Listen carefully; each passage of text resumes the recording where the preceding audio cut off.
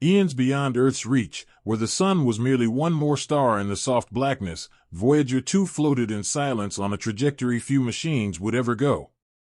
Already it had done what no man-made device had previously accomplished, passing through the outer fringes of the solar system and into interstellar space.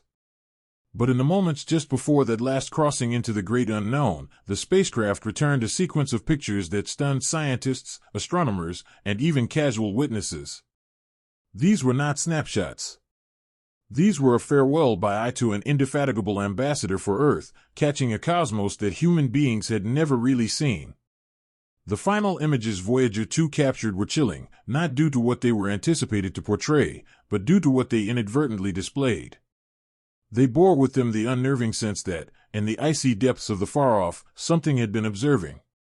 As Voyager 2 neared the helipause, the edge where the sun's power dwindles into the interstellar medium, its cameras, long inactive save for calibration and sporadic checks, were instructed to glance back for one last time. This was not just technical, but symbolic. It was a glance into the darkness, an act of contemplation before the probe disappeared into deep space forever. What T caught wasn't just starlight, planets, or voids of space. Rather, Voyager 2 took pictures of landscapes that appeared to be ghostly, impossible, and unlike anything ever seen before in the known solar system. There was a sense in those photographs, an almost human experience of being on the edge of an unseen door and sensing it might open into something you could never comprehend. In one sequence, as the probe oriented its instruments toward Neptune and Uranus in the distance, it captured light distortions that broke the rules of known physics. The bend of light, which some thought was caused by gravitational lensing from an unseen body, seemed to undulate across the image frame. It wasn't a camera glitch. Engineers and analysts pored over telemetry for days, examining each subsystem. Everything operated normally. What Voyager 2 had witnessed was true, but unexplainable. This enigmatic refraction didn't follow what was anticipated from recognized planetary bodies.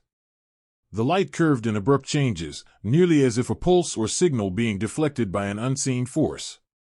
A few opined that maybe Voyager 2 fleetingly experienced the visual impression of a presence of dark matter, something huge and undetected by other sensors. If true, it would have meant Voyager 2, its sole companion a spent satellite, had chanced upon the universe's most elusive substance, something invisible, but indubitably there, an unseen wall in the void. As it moved further away, images took on a different character.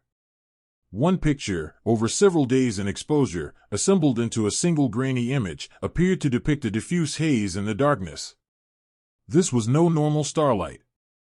The illumination was not from any familiar star, nor was it contained within any charted galactic formation. Rather, the light pulsed erratically in uneven intervals. Scientists initially presumed cosmic rays or background radiation aberrations, but once more, Voyager 2 sensors confirmed otherwise. The light showed up in a constant position within several frames, showing a consistent source. What made this glow so disturbing was where it was situated, appearing to just be outside the helipause. That would place it not within the solar system, but outside in the interstellar medium. And yet, it appeared to have a form, a shape-shifting but always centered vague form. Some compared it to a plasma veil, the edge of some unseen field or interstellar structure. Others admitted in hushed tones it seemed like a curtain, something that draped itself over the stars, prepared to be opened. Whatever it was, it emitted a presence, something immense, moving slowly, and perhaps ancient, as if it had existed long before our sun. Among the most hotly discussed images from this final outburst was one that resembled, at a glance, a silhouette. Against the emptiness of deep space, where even light has trouble moving, the shape appeared to occlude entire fields of stars, an absence so complete that even background patterns of cosmic microwave radiation were absent within it. A void within a void. Some scientists hypothesized this might be a rogue planet, long hypothesized to wander through interstellar space, unattached, unmoored to any star. But this object evidenced no infrared emission, no thermal signal, and no gravitational pull on Voyager 2's trajectory. What most amazed watchers was the sense of symmetry in the shadow. It wasn't arbitrary. It looked too geometrical, razor-sharp edges, linear borders, nearly architectural. One corner looked precisely angled, as if cut to specifications.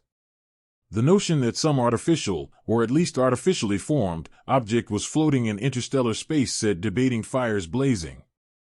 To others, it was an optical illusion and a trick of distance. To others, it was the first tangible proof that we are not alone. In another set of photographs, light dots appeared to flash in patterns unnatural to known star movement. These were not stars. These were too close, too unpredictable. Analysis revealed they blinked in patterns, perhaps suggesting a pattern.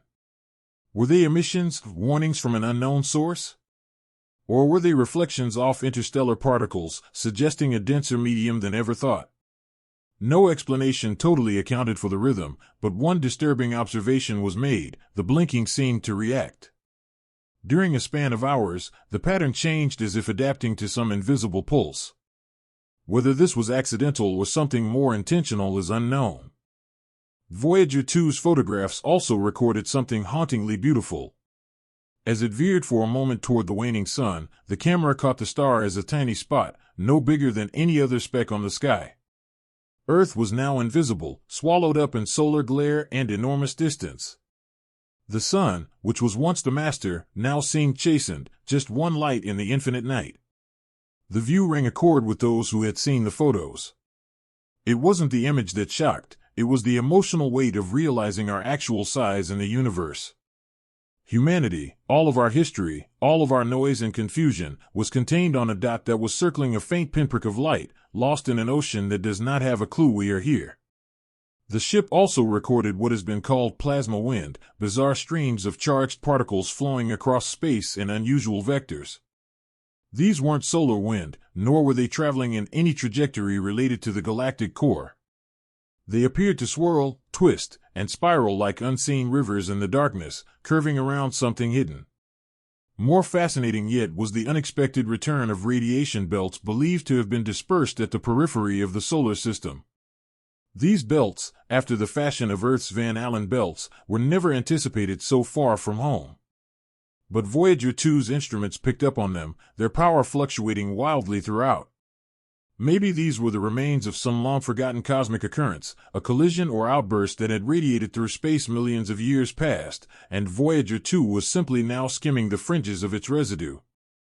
Others surmised they could be man-made, the product of a vast energy field generated for reasons beyond our current comprehension. One shot, only a blur captured between larger exposures, suggested movement. A fine line of interrupted starlight sliced through the frame as if something had crossed the camera's path. The probe was firm. There was no internal fault. It resembled a shadow, thin and elongated, projecting itself across billions of miles. Some speculated it could be a comet or an interstellar asteroid, but its velocity and course were unlike anything ever listed. A handful of scientists personally had more speculative explanations in mind: space junk from an extraterrestrial civilization, or, possibly, something biological, something living and floating in the void for millions of years. In another chilling moment, Voyager 2 returned a lone audio burst with a dark frame. Although mainly background radiation, within the signal was a jarring spike, a high-pitched tone that was not recognized as any extraneous cosmic noise. It was under 2 seconds long, but it was long enough to leave its mark on every spectrograph it came in contact with. There was nothing to view, and yet everything was altered by that noise. It was like space had briefly articulated, and a voice we could not comprehend but instinctively knew was deliberate. Maybe most eerie was the final sight of all. It displayed nothing, a black so rich that it seemed almost manufactured. No stars, no light, no signals, nothing but an abyss. Not the camera malfunctioning. Diagnostics showed all systems go. This last frame was pure emptiness. And yet, it was full. A curtain call from the void itself. As if the universe had flipped off the lights and uttered, "No more." That one image became iconic, argued about interminably at meetings and published in labs everywhere. What was in the black? Was it a threshold? Had Voyager 2 moved into an area where even light refused to continue? Or had it, in its ceaseless wander, passed beyond a point where human knowledge could proceed no further. Some speculated whether it was glimpsing the other side of reality, a place where physics as we understand it simply does not exist. No conclusion, no ultimate word from the craft, only silence. The same silence that has ever characterized space, but now with a new heaviness. The kind of silence which does not merely denote absence, but presence. Huge, unnameable, waiting. Voyager 2's final photographs were not of endings, but of revelations that we cannot yet understand. They are the sort of pictures that keep working on you a long time after you've looked at them. Not with answers, but with questions that redefine your idea of what is out there. Long after the lights faded and the signal stopped, those last pictures stay behind, frozen moments of a reality too far away, too strange, and maybe too deep for the minds that constructed the device to really comprehend. Voyager 2 didn't merely take pictures of space. It reflected back to us the infinite and revealed how much we don't know. What emerged in those final horrific pictures wasn't hope or fear or even awe. It was the quiet fact of the universe reflecting back, unblinking, unjudging, and forever.